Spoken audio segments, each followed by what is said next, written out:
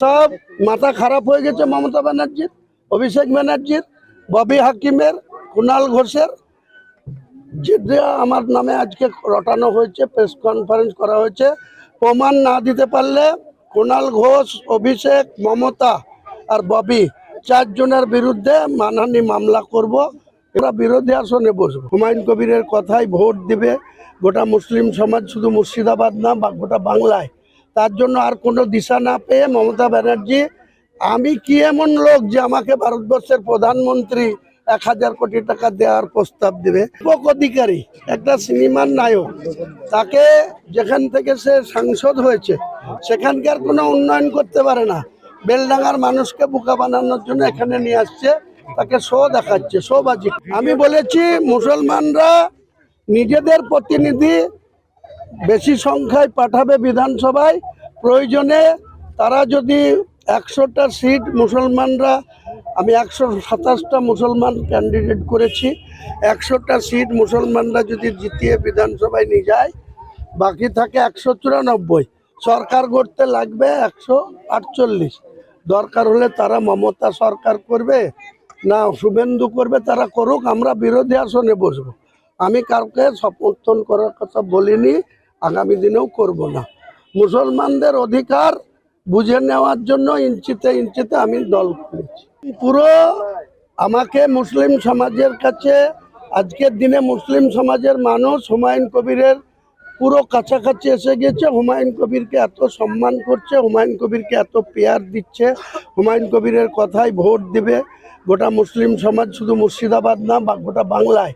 তার জন্য আর কোনো দিশা না পেয়ে মমতা ব্যানার্জি, আমি কি এমন লোক যে আমাকে ভারতবর্ষের প্রধানমন্ত্রী 1000 কোটি টাকা দেওয়ার প্রস্তাব দেবে?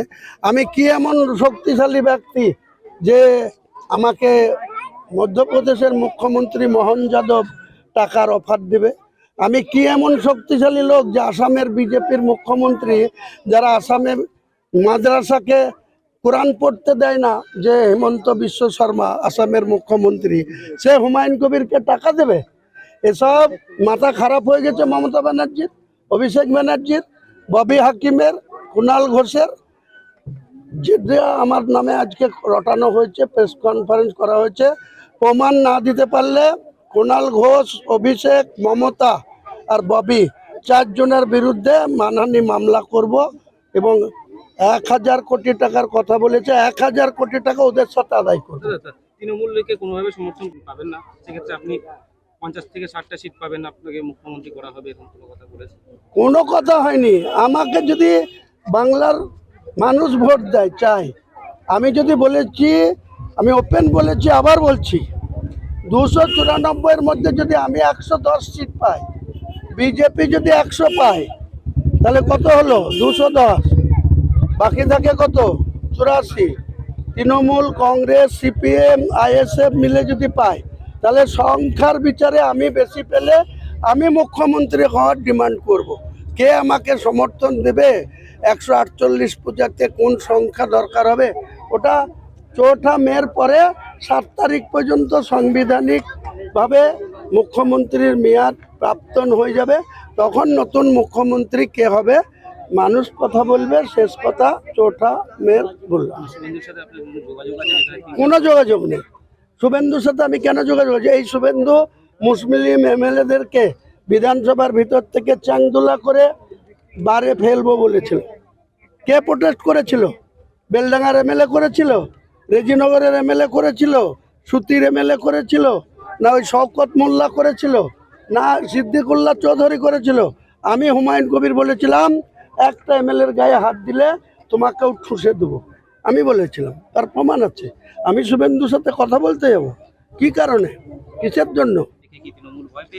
তাছাড়া আবার কি দেখছে যে ওরা দীপক অধিকারী একটা সিনেমার নায়ক, তাকে যেখান থেকে সে সাংসদ হয়েছে সেখানকার কোনো উন্নয়ন করতে পারে না। বেলডাঙ্গার মানুষকে বোকা বানানোর জন্য এখানে নিয়ে আসছে, তাকে শো দেখাচ্ছে, শোবাজি করছে। আর আমি প্রকৃত গ্রাসরুটের মানুষের সঙ্গে যে ভালোবাসা পাচ্ছি, সেই হিংসাতে জ্বলে মরছে। রাজনৈতিকভাবে মোকাবেলা করতে না পেরে মমতা ব্যানার্জির এখন আমার হেলিকপ্টারের পারমিশন দিচ্ছে না। আজকে আমার কাল সকাল 9টার সময় ওয়াইসিআর আমার উত্তর দিনাজপুরের ইসলামপুরে যাওয়ার কথা, ওখানে জুম্মার নামাজ পড়ার কথা, আমার আজকে রিজেক্ট করে দিয়েছে আমার হেলিকপ্টার নামা। প্রতিহিংসা পরায়ণ হয়ে সব করছে। আমি ইলেকশন কমিশনকে এখনই যাব, গিয়ে মেল করব, অভিযোগ পাঠাবো। ও দিল্লি থেকে একজন হাজিকে নিয়ে আসা হয়েছে। হাজিকে, দাড়িওয়ালা লোককে, টুপিওয়ালা লোককে অভিষেক টাকা দিয়ে নিয়ে এসছে দিল্লি থেকে, বেলডাঙ্গার আশপাশে রেখেছে, বহরমপুরের হোটেলে রেখেছে। আমার বিরুদ্ধে সে একটা কেসও করেছে, অনলাইনে এফআইআর করেছে রেজিনগর থানায়। রেজিনগর থানার ওসি সেটা এফআইআরটা অ্যাকসেপ্ট করে আমার বিরুদ্ধে কেসও স্টার্ট করে দিয়েছে। পরোয়া করে না হুমায়ুন কবির এসব।